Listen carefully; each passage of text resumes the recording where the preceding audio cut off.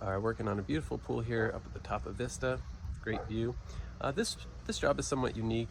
The pool professional was having some issues with dichlor clouding up the water. I've seen some pictures to where it just had a lot of, looks like calcium fallout reaction. So while this water is not terrible as far as the saturation numbers, it's got a 250 parts per million calcium, 1380 parts per million total dissolved solids, water conditioner at 50, and phosphates at about 250.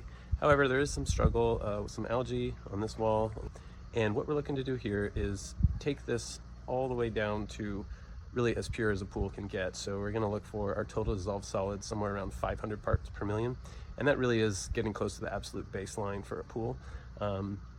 And then we will build back up the calcium up to 150. It'll probably drop down to, say, maybe 30 to 40 parts per million calcium, which is just too aggressive for a pool. It's not the right spot. So on the post-purification services, we will rebalance this water.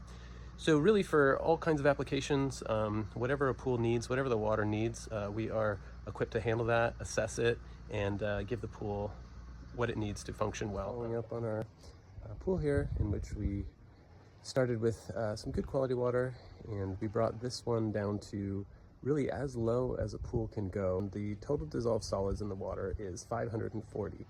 Anything under 500 constitutes drinking water. So this being at 540 is as pure as a pool can get. So we have about 120 parts per million calcium hardness, about 120 or about 100 of bicarbonate as a buffer. We have about 200 some parts per million salt, and the remaining is going to be some magnesium and some other inert elements in the water. So we got great results here. Water conservation was in the high 80%, almost 90% water conservation, mostly because we're starting with a really good pure product and taking it down to just the absolute base level that we can go to.